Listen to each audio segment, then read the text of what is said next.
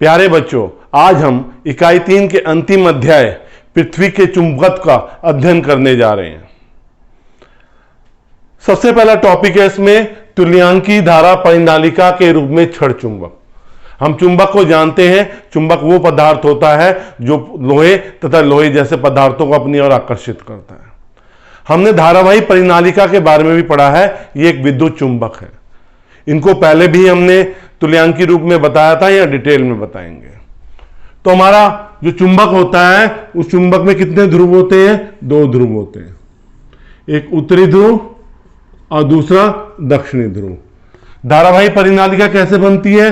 किसी भी कुचालक पदार्थ के जो बेलनाकार आकृति के हैं उस पे घनी किसकी कॉपर की वायरिंग की जाती है, लपेटा जाता है, मतलब कॉपर तार को लपेटा जाता है घने रूप में। एक लंबी धारावाही परिनालिका है। अब इसमें क्या होता है, जैसे जिस सिरे पे धारा प्रवेश करती है उस सिरे पर ध्रुव डिसाइड होता है। इसे हैंड रूल भी कहते हैं। तो इसमें क्या है, अगर धारा जिस सिरे पे धारा प्रवेश कर रही है वहां पे बाइंडिंग मतलब कैसे लपेटा गया है, घड़ी की सुई की दिशा में, घड़ी की सुई की दिशा में लपेटा गया है, तो ये क्या होगा, साउथ पोल हो जाएगा और ये वाला पोल कौन सा हो जाएगा, नॉर्थ पोल हो जाएगा। जिस तरह से चुंबक में से चुंबक के चारों चुंबकीय क्षेत्र बनता है, इसी तरह धारावाही परिनालिका के चारों ओर भी चुंबकीय क्षेत्र बनता है। दूसरी चीज, जिस तरह चुंबक को स्वतंत्रता पूर्वक हम लटकाते हैं, ये कहां ठहरता है, नॉर्थ साउथ डायरेक्शन में, तो इसी तरह धारावाही परिनालिका भी नॉर्थ साउथ डायरेक्शन में ही ठहरती है। ठीक, अगर जैसे चुंबक का 2 चुंबक है, एक चुंबक का उत्तरी ध्रुव दूसरे चुंबक के पास लाएंगे तो वो क्या करेगा, उत्तरी ध्रुव को ही तो प्रतिकर्षित करेगा। इसी तरह धारावाही परिनालिका के अगर उत्तरी ध्रुव के पास दूसरी धारावाही परिनालिका का उत्तरी ध्रुव लाओगे तो प्रतिकर्षण होगा, अगर दक्षिणी ध्रुव लाओगे तो आकर्षण होगा। तो और जो चुंबकीय बल रेखाएं हैं किसी चुंबक से उत्तरी सिरे से निकलती है और चुंबक के भीतर दक्षिणी सिरे से उत्तरी सिरे की ओर प्रवेश कर जाती है। तो इसमें भी जो चुंबकीय बल रेखाएं हैं वो ऐसे ही निकलती है, उत्तरी ध्रुव से निकलती है, दक्षिणी ध्रुव में प्रवेश करती है और चुंबक के अंदर क्या चलती है, उत्तर से दक्षिणी ध्रुव पे और चलती है। अब इन चुंबकीय बल रेखाएं होती क्या है, चुंबकीय बल रेखाएं हमारे पास होती क्या है? चुंबकीय बल रेखाएं वो काल्पनिक रेखाएं हैं जो किसी चुंबक के चुंबकीय क्षेत्र की दिशा को प्रदर्शित करती हैं, किसी चुंबक के चुंबकीय क्षेत्र की दिशा को प्रदर्शित करती हैं। तो ये हमारा एक क्षण चुंबक है, ये इसका उत्तरी ध्रुव और ये दक्षिणी ध्रुव है। तो ये क्या करेंगे, उत्तरी ध्रुव से बाहर निकलेंगी, दक्षिणी ध्रुव में प्रवेश करेंगी और चुंबक के भीतर दक्षिणी ध्रुव से उत्तरी ध्रुव की ओर जाएंगे। तो ये क्या है, ये काल्पनिक रेखाएं हैं जो किसी चुंबक के चुंबकीय क्षेत्र को प्रदर्शित करती हैं, उसकी दिशा को बताती हैं। इसके गुण क्या है, अगर किसी भी बिंदु पर हम क्या खींचेंगे, स्पर्शजा, तो वो उस बिंदु पर चुंबकीय क्षेत्र की दिशा को बताएगी। क्या बताएगी, चुंबकीय क्षेत्र की दिशा को बताएगी। तो पहला गुण हुआ, उत्तरी ध्रुव से निकले, दक्षिणी ध्रुव में प्रवेश किया, चुंबक के भीतर दक्षिणी ध्रुव से उत्तरी ध्रुव की ओर गए, क्या बनाए, एक क्लोज्ड कर्व, बंद वक्र पृष्ठ बनाया। दूसरा, इसके किसी भी बिंदु पर स्पर्शजा खींचते हैं तो वो क्या कहता है, चुंबकीय क्षेत्र की दिशा को बताता है। तीसरा गुण, 2 चुंबकीय बल रेखाएं कभी आपस में काटती नहीं है, 2 चुंबकीय बल रेखाएं आपस में कभी काटती नहीं है। अगर ये काटेंगी तो इनके कटान बिंदु पे क्या होंगे, ये पहली है, ये दूसरी है, तो उनके कटान बिंदु पर 2 चुंबकीय क्षेत्र की दिशा होगी जो कि संभव नहीं है। इधर 2 चुंबकीय बल रेखाएं कभी आपस में काटती नहीं है। नेक्स्ट प्रॉपर्टी आती है, मेरे पास एक चुंबक है, ये इसका उत्तरी ध्रुव है, उत्तरी ध्रुव से चुंबकीय बल रेखाएं बाहर की ओर क्या कर रही है, निकल रही है। यहां चुंबकीय बल रेखाएं बहुत पास पास है, बहुत पास पास है, तो ये किसको इंडिकेट करता है? Strong magnetic field. ठीक है, शक्तिशाली चुंबकीय क्षेत्र को, चुंबकीय क्षेत्र को। और यहां पे अगर आप देखेंगे जैसे दूर जाएंगे तो ये किसको इंडिकेट करेगा? क्षीण चुंबकीय क्षेत्र को। जब किसी चुंबक से चुंबकीय बल रेखाएं निकलती हैं तो चुंबक के पास ये चुंबकीय बल रेखाएं क्या होती हैं? बहुत पास पास होती हैं। लेकिन चुंबक से दूर जाते हैं तो चुंबकीय बल रेखाएं एक दूसरे से दूर होती जाती हैं, तो चुंबक के पास क्या होता है? शक्तिशाली चुंबकीय क्षेत्र होता है, और दूर जाने पे क्षीण चुंबकीय क्षेत्र हो जाता है। अब हम मेन टॉपिक पे आते हैं। हमारा मेन टॉपिक क्या है? पृथ्वी का चुंबकत्व। ऐसे कौन से कारण हैं जिससे हमें लगता है कि हमारी पृथ्वी एक बहुत बड़े चुंबक की तरह कार्य कर रही है? क्या कर रही है? पृथ्वी हमारी एक बड़े चुंबक की तरह है। पृथ्वी का चुंबकीय क्षेत्र, हमारी पृथ्वी एक बहुत बड़े चुंबक की तरह कार्य कर रही है। उसके 3 कारण हैं। सबसे पहले, अगर हम किसी चुंबक को स्वतंत्रता पूर्वक लटकाते हैं, चुंबक हो, चुंबकीय सुई हो, धारावाही परिनालिका हो, उनको स्वतंत्रता पूर्वक लटकाते हैं तो उत्तर दक्षिण दिशा में ही ठहरती है। दूसरा गुण, जब हम किसी लोहे की छड़ को, मोटी लोहे की छड़ को उत्तर दक्षिण दिशा में गड्ढा खोदकर कुछ सालों के लिए डाल देते हैं, और जब छड़ को निकालते हैं तो एक चुंबक, उसमें चुंबकत्व उत्पन्न हो जाता है। और तीसरा और सबसे महत्वपूर्ण बिंदु, अगर हम किसी चुंबक के चारों चुंबकीय बल रेखाएं खींचते हैं तो चुंबक के चारों ओर ऐसे 2 बिंदु मिलते हैं जहां पर चुंबकीय सुई कोई विक्षेप नहीं देती। चुंबकीय सुई विक्षेप तब नहीं देती जब चुंबक के चुंबकीय क्षेत्र को कुछ और निरस्त कर रहा हो। पर हमने देखा चुंबक के पास कोई पदार्थ है नहीं, चुंबकीय पदार्थ, तो इसका मतलब चुंबक के चुंबकीय क्षेत्र को पृथ्वी का चुंबकीय क्षेत्र क्या कर रहा है? निरस्त कर रहा है। तो ये 3 कारण है। पृथ्वी के चुंबकत्व के, अब हम क्या करेंगे? पृथ्वी के चुंबकत्व के तत्व।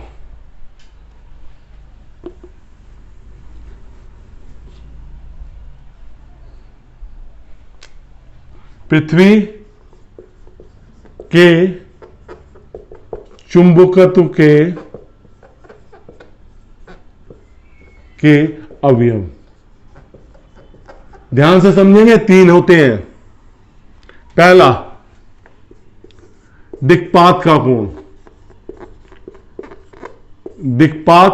का कोण, इसे अल्फा से प्रदर्शित करता है।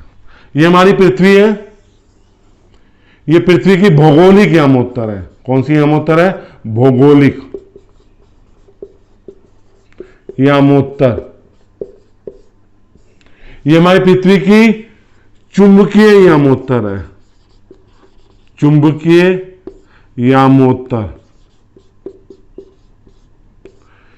किसी स्थान पर पृथ्वी की भौगोलिक यामोत्तर तथा चुंबकीय यामोत्तर के बीच में जो कोण बनता है उसे क्या कहते हैं? दिक्पात का कोण कहते हैं।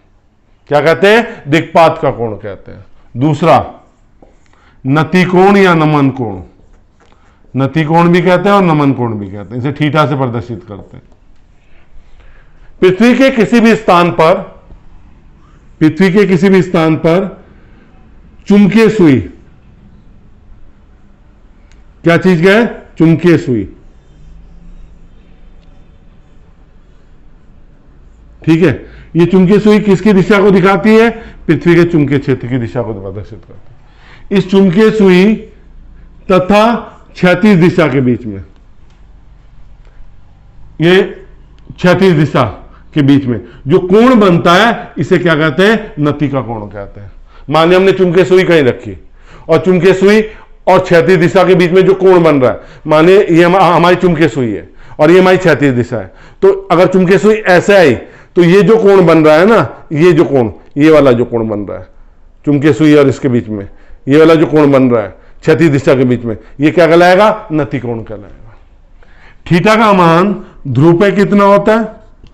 90 डिग्री, मतलब चुंबकीय सुई बिल्कुल ऊर्ध्वाधर हो जाती है और विषुवत रेखा पे कितना होता है? विषुवत रेखा पे 0। तो 2 अवयव ज्ञात कर लिए। तीसरा होता है पृथ्वी के चुंबकीय क्षेत्र का क्षैतिज घटक। पृथ्वी के चुंबकीय क्षेत्र का क्षैतिज घटक।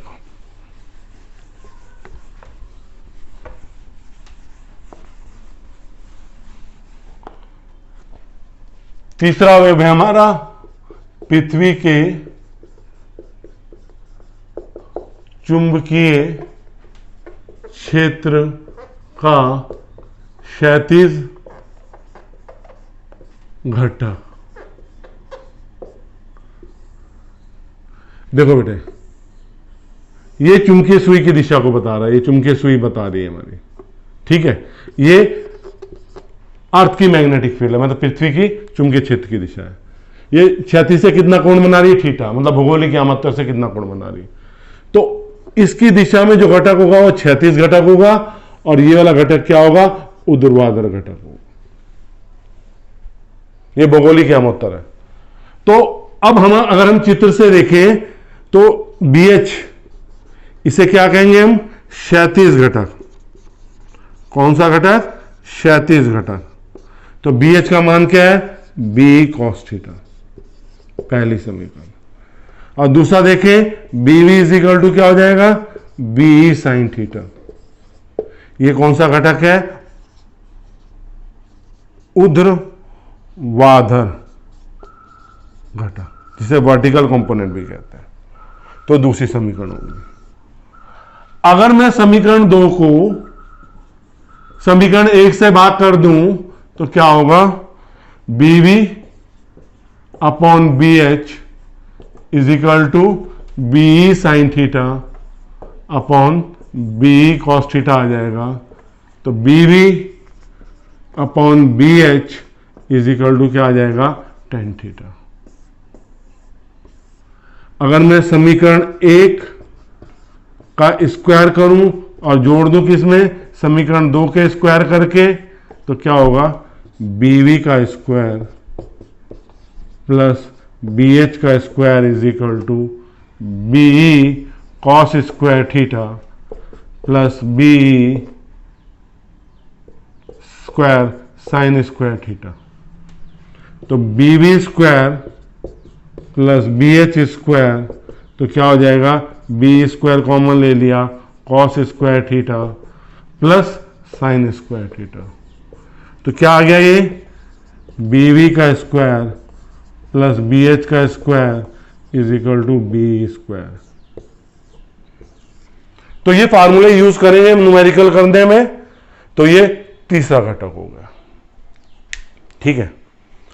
अब हम बात करेंगे चुंबकीय द्विध्रुव की। हमने वैद्युत द्विध्रुव की बात करी थी ना, अब हम चुंबकीय द्विध्रुव की भी बात करेंगे। चुंबकीय द्विध्रुव होता क्या है? वैद्युत द्विध्रुव में क्या था? 2 आवेश जो विपरीत प्रकृति के, समान आवेश परंतु विपरीत प्रकृति से एक दूसरे से अल्प दूरी पर स्थित होते हैं। वही चीज कहानी यहां पे हम क्या करें? चुंबकीय द्विध्रुव, द्विध्रुव।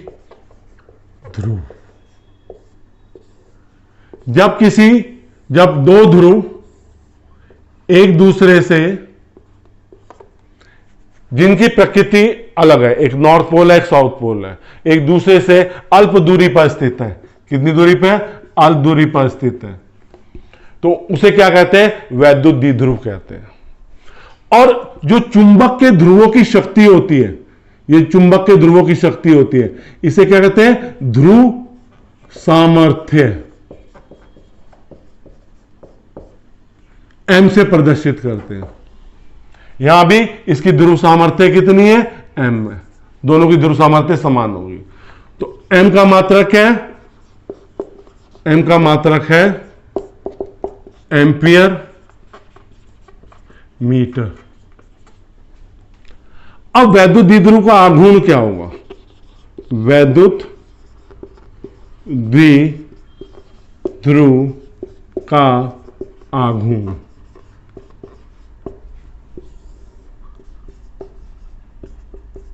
हमारा वैद्युत द्विध्रुव का आघूर्ण क्या होता है?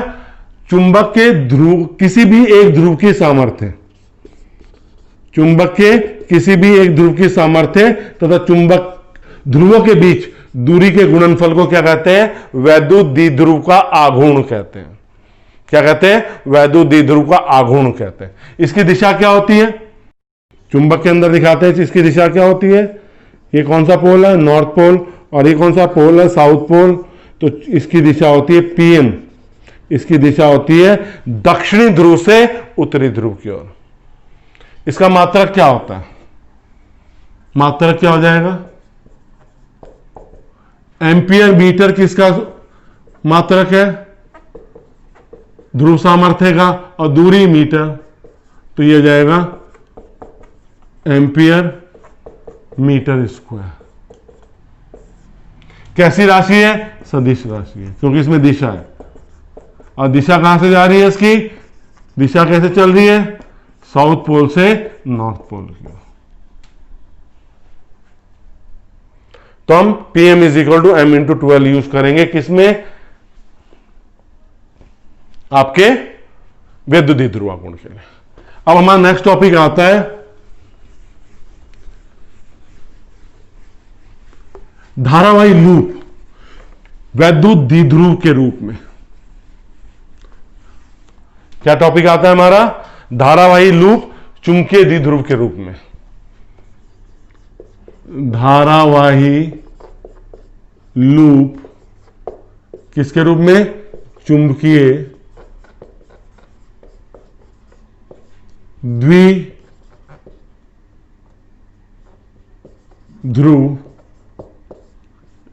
के रूप में।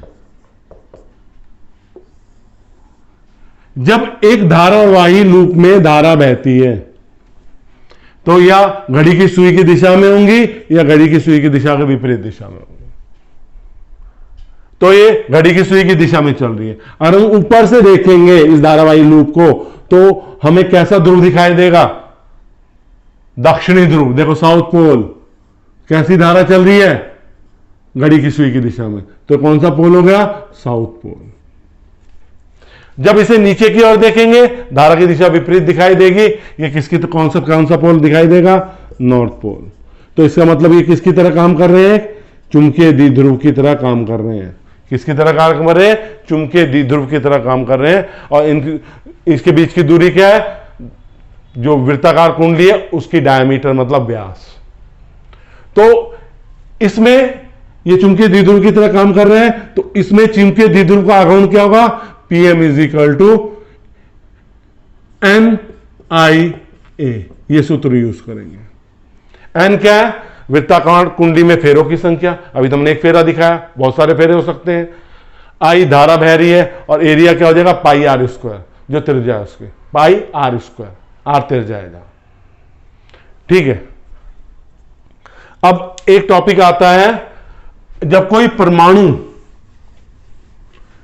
परमाणु वृत्ताकार कुंडली के रूप में वृत्त में घूमता है, मतलब नाभिक के चारों घूमता है, तो उसका चुंबकीय द्विध्रुव आघूर्ण कितना होता है?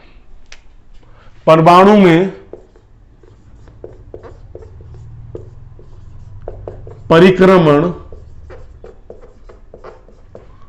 करने वाले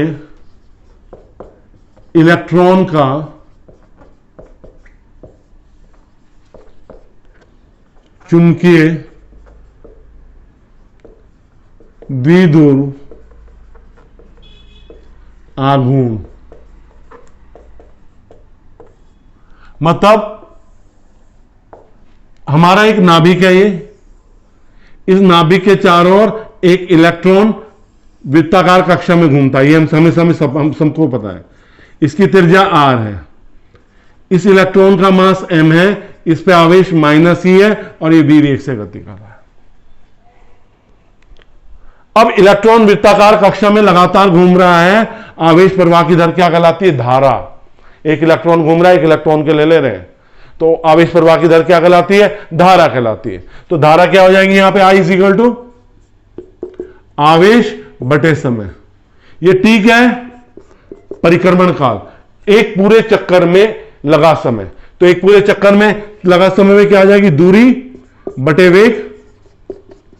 दूरी कितनी है हमारे पास 2πr और वेग कितना है v, और q का मान कितना हो जाएगा -e। समीकरण 1 से तो I इज इक्वल टू कितना हो जाएगा -e 2πr अपॉन v। तो I इज इक्वल टू हो जाएगा -ev अपॉन 2πr। अब इसका द्विध्रुव आघूर्ण कितना होगा, Pm इज इक्वल टू क्या हो जाएगा Ia, n नहीं आएगा। तो अब मान रखा I का -ev अपॉन 2πr, a कितना हो जाएगा πr²। तो Pm का मान कितना हो गया -evr अपॉन 2। तो नेक्स्ट स्टेप में क्या किया, -ev/2m इंटू mvr, m से गुणा कर दिया, m से भाग कर दिया। उसे नेक्स्ट स्टेप में क्या हुआ, तो Pm इज इक्वल टू कितना हो गया यहां पे -e/2m l, जहां l क्या है एंगुलर मोमेंटम, कोणीय आघूर्ण। l का मान क्या कहलाएगा कोणीय आघूर्ण। तो Pm इज इक्वल टू यहां पे अगर सदिश रूप में लिखना चाहे क्या हो जाएगा -e/2m l। ठीक है, तो L को कहते हैं एंगुलर मोमेंटम, कोणीय संवेग। क्या कहलाता है ये, कोणीय संवेग। प्यारे बच्चों, मैंने आपको इकाई 3 को बहुत सरल भाषा में और जितने भी डेरिवेशन करवाए हैं बहुत सरल भाषा में करवाने की कोशिश करी है। अगर आपको मेरा पढ़ाना पसंद आ रहा है और मैं इससे अच्छी कोशिश में ये करूंगा आगे कि मैं और आसान भाषा का प्रयोग करूं जिससे आपको और आसानी से समझ में आए।